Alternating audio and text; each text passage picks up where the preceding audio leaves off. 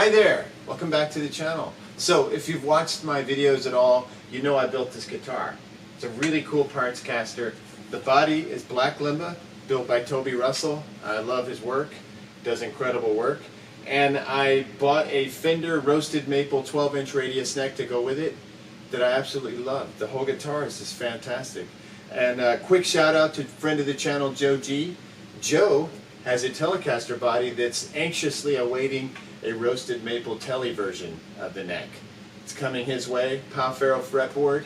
He's going to build that guitar and it's going to be incredible, and I hope he shares it with us. I hope he shows us what the guitar looks like, and we'd like to hear it too, Joe, if you don't mind.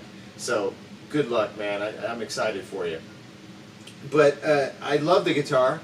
Everything was great, but I couldn't really, and you can tell from these videos, every time I would play a D chord, it would just wave. It was like, wow, wow, wow, wow, wow, wow, wow.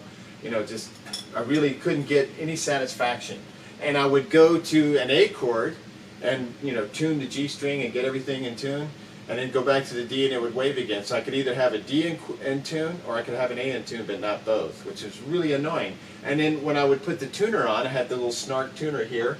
Each individual string would get in tune, right? Everything would be fine, but when you would play a D chord, it was just wavy. Now, I recognize the irony of saying that I fixed the tuning problem and then immediately playing a guitar and it's out of tune. So let's just see what happens here. Let's see if it sounds, I'm scared. Let's see if the D sounds good.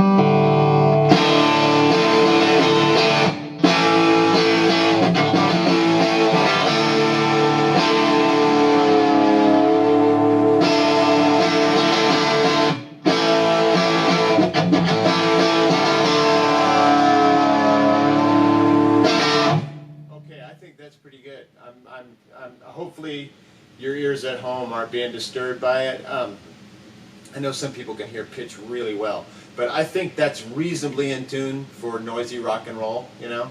And the idea, my goal is live, I want to be able to play the guitar hard, step on the trim, and then have it come back in reasonably well so that I'm in tune with the other band members enough to, you know, not cause the audience to notice, and that I'm able to get through the song. That's kind of my goal. And if the guitar can't do that, it's kind of worthless to me, right? And I'm pretty aggressive with my instruments on stage, and I go crazy and all that. So I need the guitar to be solid and to stay in tune and not screw up. I just don't have any time for that, right?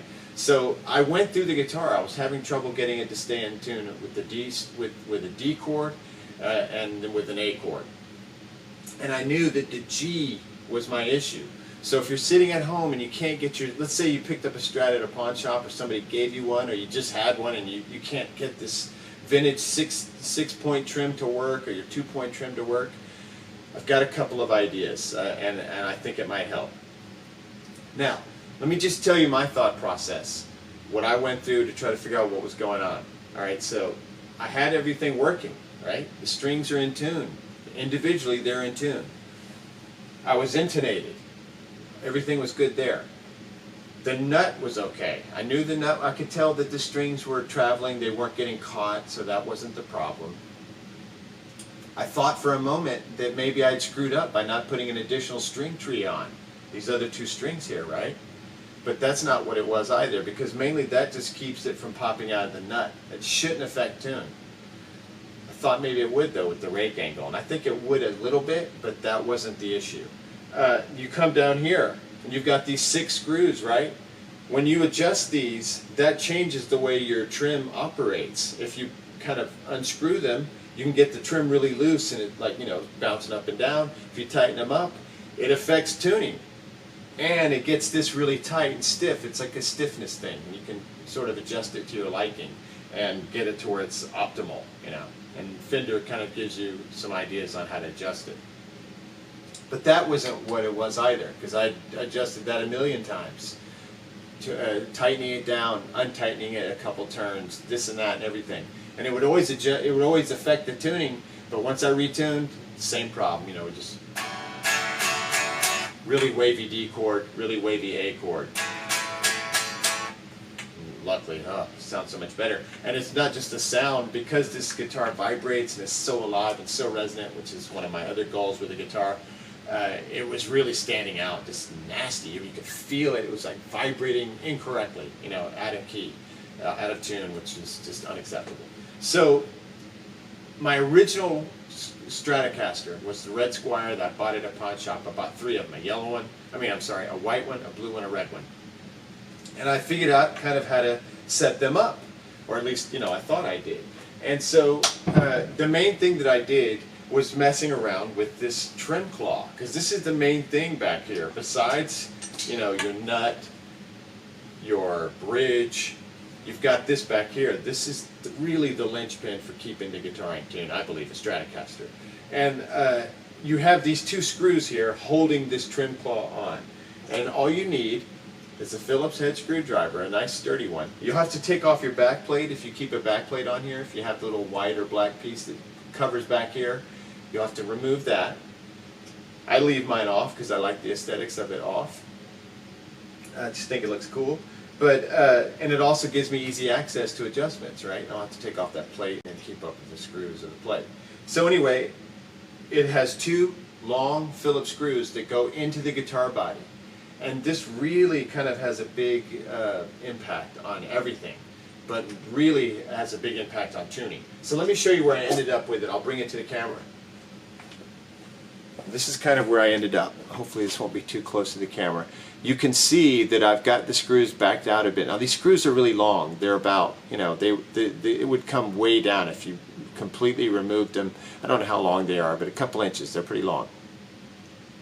So you can see that I've got them backed out. They're probably backed out about halfway of the screw's length. And you can see that there's a slight angle where I've got a little more tension on the part that is the lower strings. So the E, A, D here are kind of a little tighter, more tension, and you can see that I've got it relaxed for the higher pitch strings, the G string, the B string, and the E string are slightly, it's a slight angle. And you want to make sure, I'm making sure that I keep a guitar pick space between the wood, the side of the wood, and the claw itself. I don't want that touching the side of the wood. But you can see I've got the 3 springs on there, and that is the Trem Claw adjustment. Now, originally I had it up higher, and when I bring the tension up to where the threads of the screw disappear, and you just see the smooth side of the screw, when you get up that high, that's when it starts waving and going out of tune again.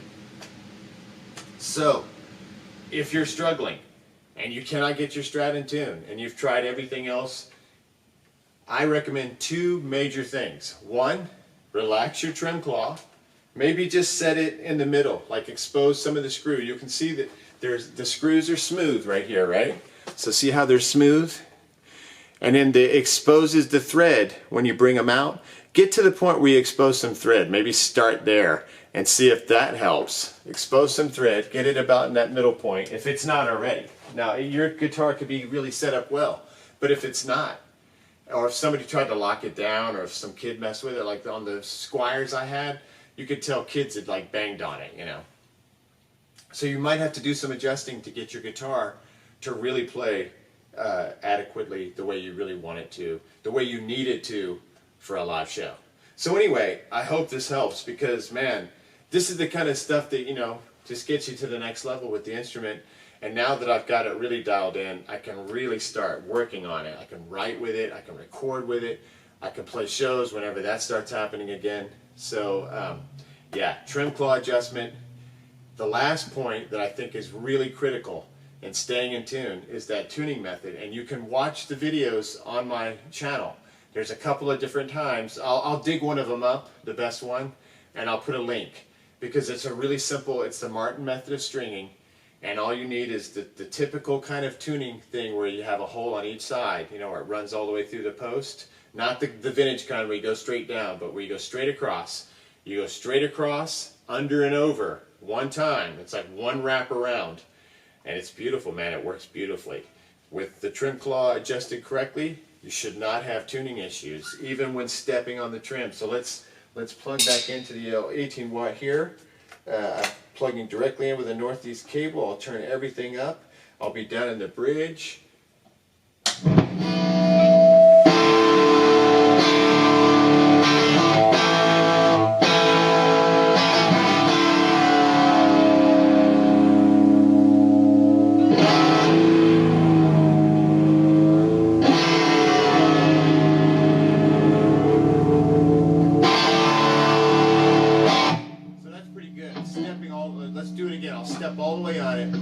D chord, A chord. Okay, now let's step on it.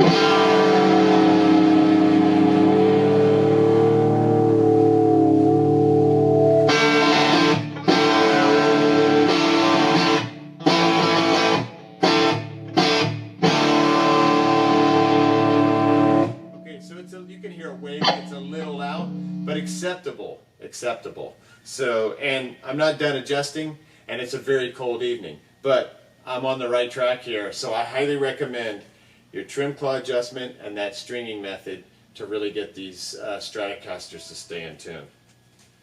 All right, good luck to you. I hope it helped. See you next time.